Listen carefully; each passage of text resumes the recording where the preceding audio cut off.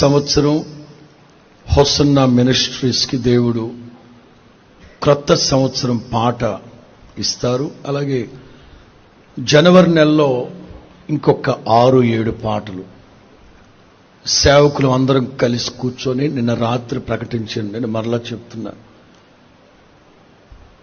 అందరం కలిసి పాట రాస్తాం. పాట ప్రారంభించే మునుపు మీరందరూ ప్రార్థన చేస్తారు. ఒక్క లైన్ పూర్తి చేసినా, ఒక్క పదం పెట్టినా మీకు చెప్పకుండా పాడడం ఎప్పుడైనా ఉందా? లేదు.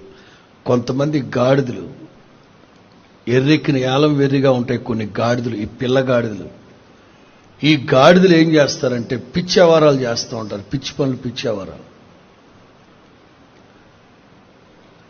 ఏది పడితే అది యూట్యూబ్లో పెట్టి హోసన్నా మినిస్ట్రీస్ 2001 సంవత్సరం పాటు వచ్చి 21 సంవత్సరం పాటు వచ్చేసింది, అయిపోయింది.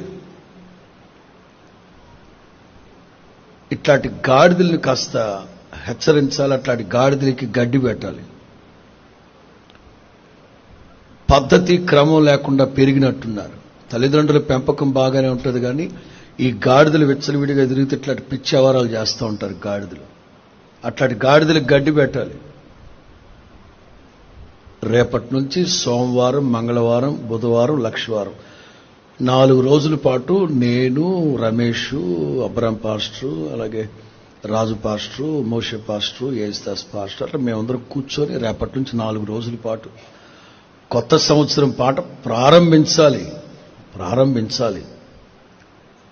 కొన్ని గాడిదలు పైసల కోసం మరి ఏంటో అర్థమై సావదు, ఇట్లా చేస్తూ ఉంటారు. ప్రోత్సహించద్దు, సమర్థించద్దు అట్లాంటి గాడిదలు. గత 10 రోజుల క్రితం నేను ఒక పాట పాడాను.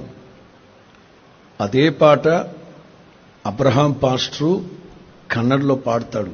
పాడలేదు, ఇంకా నిన్న పాడాల్సింది ఆపేశాం. అదేంటది? మన హోసన్నా మినిస్ట్రీస్కి బాగా సుపరిచయం, మా బంధువు ఆయన తెన్నెల ఎలీషా గారు. గత 40 ఏళ్లుగా మాకు వారి కుటుంబానికి సన్నిహితమైన సంబంధం ఉంది. అంకుల్ వాళ్ళ అబ్బాయి చంటి అని గోరంట్లో కీబోర్డు వాయిస్తుంటాడు. వాడు వేసవకాలంలో ప్రార్థన చేసుకుంటే ప్రభు ఏదో పాట ఇచ్చాడట ఆడికి.